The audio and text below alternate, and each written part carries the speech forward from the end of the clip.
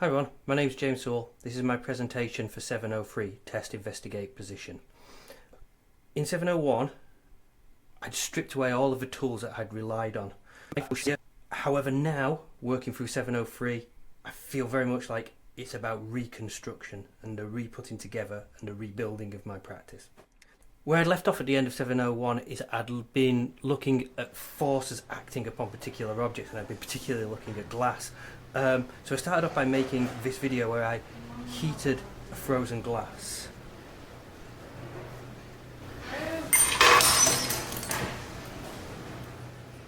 The full film is about 3 minutes long, and for most of those 3 minutes nothing happens. The video is just about waiting. It's almost quite boring, you know, this waiting for this one moment, this fraction of a second where you get the payoff. It made me think about my move away from still photography and into video, and although they're both seen as being similar because they're lens-based media and they both deal with time, the way that video describes the time that happens around the moment is something I'm really interested in exploring. I also started to read up a lot more about performance and who I was as a performer. I started to think about the environments that I was in when I was making these performances. However, we then hit lockdown and things changed. I initially found lockdown incredibly difficult. I got into what I considered to be my pandemic cycle of having moments of real energy and real productivity where I would make lots of stuff, to moments of just total lethargy and lack of inspiration. Time also appeared to hold no meaning in lockdown. Days would just drag on and on, but weeks would fly by. It made me start to think about my relationship with time and how time is distorted by experience. But I had to kind of get myself going, so I started to just kind of make work.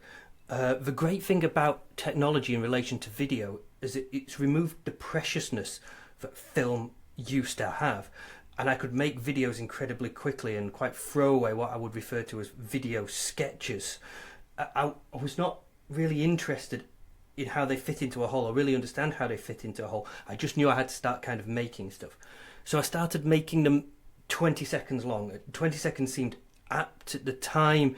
We were all about washing your hands for 20 seconds, songs that last for 20 seconds, so I thought 20-second videos. So I made quite a lot of these, but then I started to kind of think, well, I needed to add to them, adding objects into these 20-second films. It kind of made them feel kind of like a little bit more kind of magical, but not in a supernatural way. That's where I first kind of came across the term secular magic. And I thought it elevated them a little bit, because at my dark moments I did kind of feel a little bit like I was a GCSE science teacher but with an art degree. And at that kind of time I was having a tutorial as well with my supervisor, and we had lots of discussions, but what came out of that was a phrase that I really liked, which was try to make them more. So that's how I started to kind of think about these videos. Could I make them into something more than just these little 20-second throwaways? So I started to make a kind of longer form videos. I'd been thinking quite a lot just before that about the idea of failure and perfection, and so I made a longer form video of me repetitiously drawing a circle. I was interested in the idea of, you know, we can't draw a perfect circle, but if I just did it again and again and again, would it get better? Would it become more round, more perfect? Or would I just instead just kind of keep repeating my own mistakes? It's like the wisdom of crowds versus the naivety of a mob mentality. I'd also become interested at that point at restoring things. I felt like some days I had just oodles of time. So I'd started to kind of repair things around the house, and one of which was this accordion that had been given to me years ago. It was an instrument given to me by my grandpa 5-6 years ago. Was given to him in turn by his father, and I think about this story all the time, and I tell this story all the time because my great-grandfather, the original owner of this accordion, was a man who was killed at 27 by a horse and carriage. And to me, the idea of a horse and carriage seems like something from a bygone era, but actually it's only one generation beyond a man who I knew incredibly well. It started to make me think about my place in history and time, and this instrument felt like a connection to my past. So I returned to the idea of the falling glass. I was interested about how sound is actually just vibration, and the playing of an instrument in a confined space, the vibrations reverberate around that space, and the complex system in which all of those things are happening eventually caused the glass to tumble. So I would just kind of play and play until the glass would fall, and use the falling of a glass to denote the length of time of the song.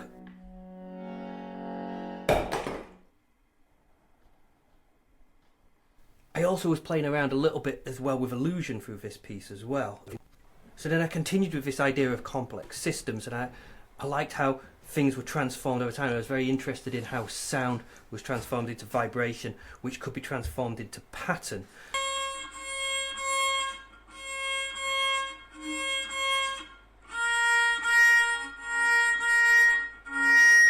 And even somebody who plays the violin as badly as I do can actually create beautiful patterns with it. It's like playing around with my own incompetence. I also started to become really interested in sound and how I was going to use sound. And I was very clear that I'm not interested in music. Music is complex and music has rules to it, whereas sound is raw and emotional. Made me think about my own playing of these instruments as well, and how sound becomes fascinating to us. It's like being an insomniac. It's lying awake at night, not able to sleep, listen to every little noise outside, inside the house, and rather than trying to block these sounds out, actually lean into them a little bit, listen to their rhythms and their cadence. When I was thinking about this as well, I also kind of came across a lot of writing by John Cage, and how John Cage would talk about how when we hear noise, when we hear just sounds, they initially irritate us, but actually the more you listen, the more fascinating they become, and the more that we want to understand them. I really liked the bellows sound of the accordion as well, and it kind of sounded like breathing, like lungs. And my grandpa, the guy who gave me the instrument, was died a few years ago of respiratory illness, so it kind of seemed almost kind of in keeping with that as an idea. Also made me kind of think a little bit about the origins of music, and I was reading a book by David Toop, who was talking about how maybe the origins of music will never be known for sure, but the possibility is it's something about the rhythmic breathing between mother and infant, and the breathing of the instrument started to kind of maybe make me think about the origins of music as well. I made this video piece called The Coronavirus Blues, thinking about how I could explore this idea of the breathing sounds. And at the time, obviously, we've got the pandemic that's all about respiratory illnesses, and there was something that felt of a moment about that. This video as well was picked up by several online galleries and curators at the time. I put it out on Instagram, and a collection called the Void Collective had kind of picked up on this video and promoted it through their website, and then that was then picked up by Durham University, who wrote a piece on it.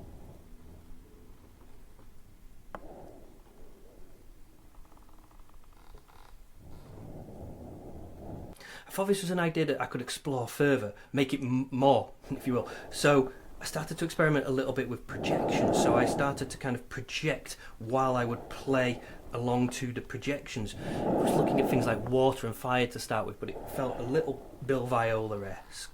So then I started to kind of thought this one was more successful, where I would play in accompaniment to myself playing. I thought that had real possibilities.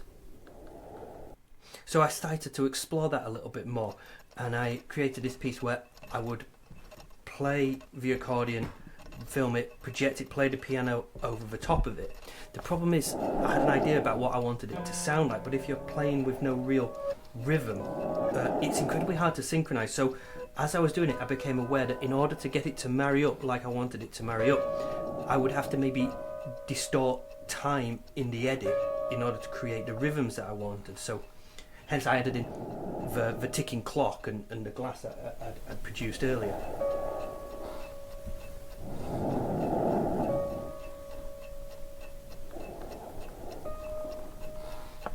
I was a little bit worried at this time as well that my work had a bit of a religious overtone, which was never what I'd really intended it to have. I was looking at belief maybe and death, and I wanted to use maybe religion as a little bit of a vehicle for that, but I felt like I didn't want to make religious artwork, so it felt like I had to kind of pull that back a little bit. So at that time I started to think about more of the mundane, so I kind of put these videos alongside me doing incredibly everyday tasks, reheating a pizza, making a cup of tea, to see how the very everyday would play against the more staged and stylistic. I also kind of made a piece of work then that was a one-shot of me making a cup of tea while kind of playing around with some of these ideas as well, that I thought was a little bit more successful than the split screen idea. At this point I kind of felt like I had to kind of stop and be a little bit more reflective and a little bit more objective about what I was kind of making. I'd tested and explored a lot of ideas and I wanted to carry on experimenting, but I felt like I had to kind of think a bit more about positioning my work. So at that point I started to think about my methods that I was employing. I was using video, I was using performance, sound, space and humour, and I needed to think about how I fitted into those. So then I started reading up about sound. I looked at Bruce Naumann's violin pieces and about how he would explore a space by walking around a space and playing within that space. I also started to think about maybe what sound means to me. I use sound to distract me a lot. I am the kind of person that will go into an empty room and instantly switch the TV on, irrespective of what's on. I find the emptiness of silence disturbing. It's like staring into the void. I also want to think about performance as well, and I'd start to think about, am I making videos or am I making performances and the videos are just a record of these? And I probably came to the conclusion that maybe I'm doing both. I do like the camera. I like the way I can use the camera to control the audience. They see what I see, and some of these films were taking 30 takes in order to get right, so I did kind of feel the video was important. I would have gone out and explored live performance a little bit more, but under the circumstances I really couldn't. In terms of video, it's what I said before. I was interested in the time surrounding the moments that I was trying to capture, rather than just that Bresson decisive moment. Plus, if you're looking at sound, you have to use time. Sound can't exist without time. I was also thinking about the spaces I was making these performances in. I was looking at Boys, I Like America and America Likes Me, and how he put himself in certain environments, and I felt like for me that's something I was interested in, creating these little worlds. I wanted to see how the spaces would affect my performance and how the spaces would affect the sound. I'd also felt like time had really become the reoccurring feature throughout of my work, and that's something I wanted to explore more, like look at the nature of time. So for my next film I decided that I wanted then to kind of like really confine the space that I was working in and see how that would affect the way I played and how I could play. I'd use the TVs as a noise, just as a background kind of filler. That white noise, I love the sound of that. I also started to use a metronome instead of a ticking clock. Really liked the metronome, how it seemed to turn time into both a physical motion and a sound at the same time, and it just is really anxiety inducing. It feels like death in tiny increments. I'd also kind of really restricted the light in the space. I kind of wanted to play a little bit with the idea of how we need light in order really to understand time, and time has no meaning in a whole. Also, carried on playing the violin. I love a violin. I think it's the instrument that shows you at your worst, is the least musical, but I felt like I had started to develop a bit of a language with this, a language out of my failure to play.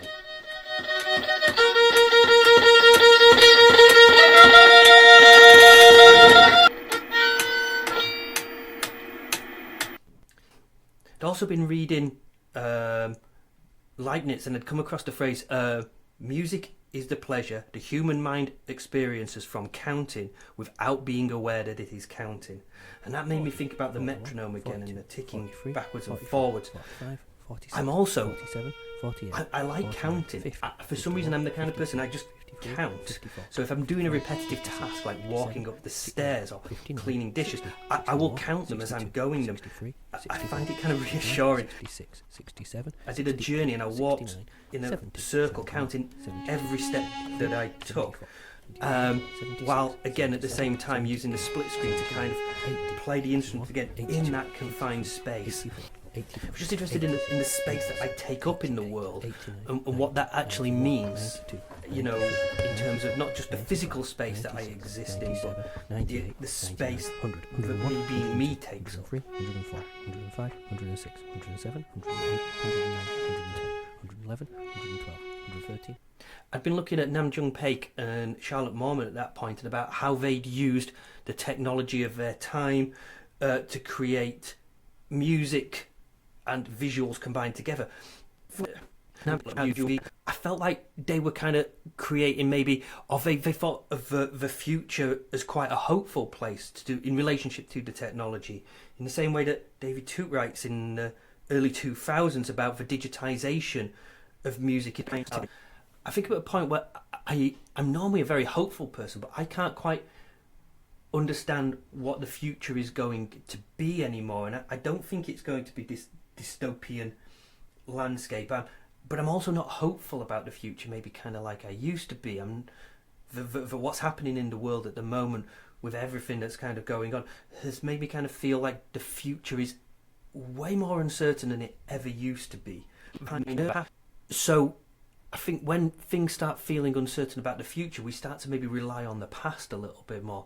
I started using more objects from the past and that we're not necessarily looking forward. Bullshit sentence, it don't mean anything. I also started to do some writing at this point about the future. We have all become disconnected from the future. We are stuck in the present. As human beings, we live our lives in time. Our sense of ourselves is bound up in who we are trying to become. A life without forward momentum is a life without purpose, or at least a kind of purpose that lifts our spirits. Without momentum, without purpose, we flounder. A present without a future is a life that feels less worth living because it is a life haunted by the shadow of futility.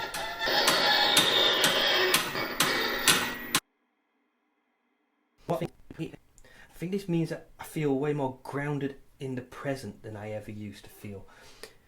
The present's this infinitesimally thin event horizon, turning the future into the past instantaneously, but at the moment it feels thick, it feels bigger. I feel grounded much more in what I'm doing today without thinking about the future, and that's problematic for me because I've always felt like my identity is bound in these ideas of this is what I'm striving for, or I'm aiming for, or I am trying to become, but actually the present now feels like a jail.